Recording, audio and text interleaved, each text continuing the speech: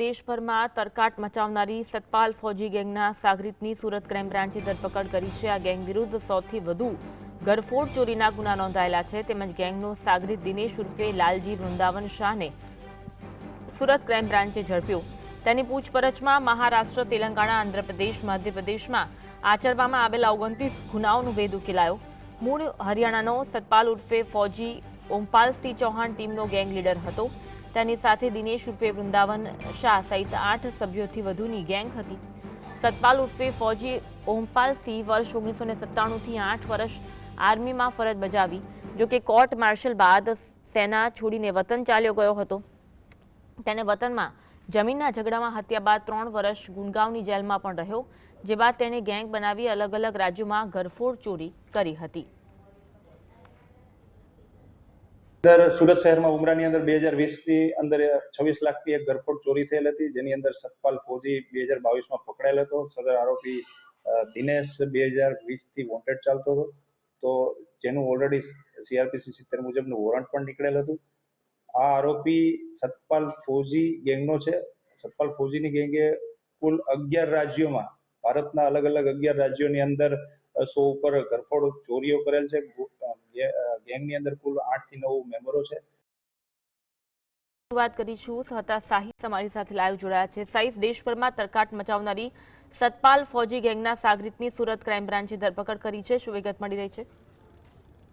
બિલકુલ થી વાત કરવામાં આવે તો સુરત શહેરની અંદર ગુનાખોરીનો ગ્રાફ વધી રહ્યો છે, ત્યારે સુરત ક્રાઇમ બ્રાન્ચને મોટી સફળતા મળી હતી। 100થી વધુ ગુના આચરતી ગેંગ જે ફૌજી ગેંગને જે છે તે પકડી પાડવામાં આવ્યો હતો અને તેનો સાગરીત જે છે તે દિનેશ ઉર્ફે લાલજી વૃંદાવન શાહની ધરપકડ કરવામાં આવી છે। તેની ધરપકડ બાદ 29 જેટલા ગુનાઓ જે છે તે નોંધવામાં આવ્યા હતા અને તે ગુનાનો ભેદ ઉકેલવા માટે સફળતા મળી છે। મહારાષ્ટ્ર, તેલંગાણા, આંધ્રપ્રદેશ, મધ્યપ્રદેશ રાજ્યના અનેક ગુનાનો ભેદ ઉકેલી પાડવામાં આવ્યો છે। ગેંગના મુખ્ય લીડર હરિયાણાના સતપાલ ઉર્ફે ફૌજી ઓમપાલસિંહ ચૌહાણ જોવા મળી રહ્યો છે અને હાલ સતપાલ ફૌજી 8 થી વધુ સભ્યોની ગેંગ ચલાવે છે અને ગેંગના મુખ્ય લીડર સતપાલ ફૌજી દિનેશ ઉર્ફે વૃંદાવન શાહને ફુલસિંગ જાટ એટલે કે જે રીતના મુખ્ય ગુનાઓ આચરવામાં આવતા હતા અને 100થી વધુ ગુનાઓને અંજામ આપવામાં આવ્યા હતા।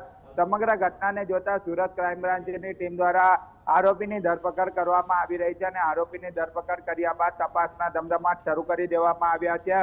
અન્ય ગુનાઓમાં સંડોવાયેલ છે કે કેમ તેની પણ તપાસ કરવામાં આવી રહી છે। વર્ષ 1997માં આર્મીમાં 8 વર્ષ ફરજ બજાવી ચૂક્યા છે અને કોર્ટ માર્શલ બાદ આર્મી છોડી વતન ચાલ્યો ગયો હતો। ગેંગના લીડર સતપાલ ઉર્ફે ફૌજી ઓમપાલસિંહ ચૌહાણ આર્મીમાં પૂર્વ ફૌજી તરીકે ફરજ બજાવી રહ્યા હતા, એટલે આર્મી મેન તરીકે પણ તેમના દ્વારા જે ફરજ બજાવી ચૂકેલા છે અને હાલ જે સૌથી મોટી ગેંગ જે છે તે ચલાવવામાં આવતી હતી અને જે ગેંગનો મુખ્ય આરોપી જે સતપાલ તેનો સાગરીત જે છે દિનેશ ઉર્ફે વૃંદાવન શાહની ધરપકડ કરવામાં આવી છે અને ક્રાઇમ બ્રાન્ચે તપાસ શરૂ કરી દેવામાં આવી છે। જી બિલકુલ, તેમનો ગુનાહિત ઇતિહાસ શું કહી રહ્યો છે? બિલકુલ થી જે દિનેશ ઉર્ફે શાહ છે તેમની ગુનાહિત ઇતિહાસની વાત કરવામાં આવે તો અલગ અલગ રાજ્યની અંદર ગુનાને અંજામ આપવામાં આવ્યો હતો।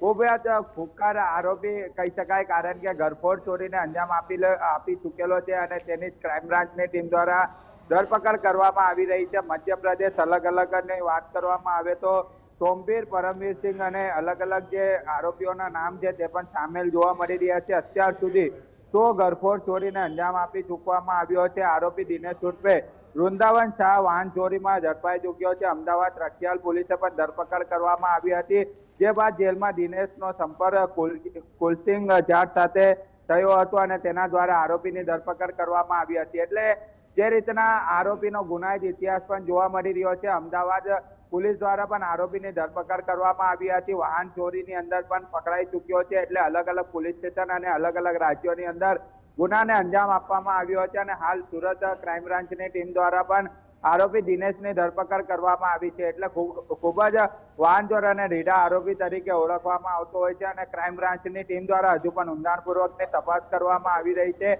સાથે સાથે જે રીતના અન્ય રાજ્યોની અંદર કઈ રીતના ગરફોડ ચોરીને અંજામ આપવામાં આવ્યો હતો તેની પણ તપાસ જે છે તે કરવામાં આવી રહી છે, કારણ કે સતપાલસિંહ જે છે તે પૂર્વ આર્મીની અંદર ફરજ બજાવી ચૂક્યો છે અને તેના દ્વારા 100થી વધુ ગુનાને અંજામ આપવામાં આવ્યો હતો અને તેનો સાગરીત એટલે તેના જ ગેંગનો માણસ જે હોવાનું સામે આવી રહ્યો છે અને તેની હાલ પોલીસે ધરપકડ કરી છે અને ક્રાઇમ બ્રાન્ચની ટીમ દ્વારા તપાસના ધમધમાટ શરૂ કર્યા છે. જી આભાર સાહિલ જોડાવા માટે અને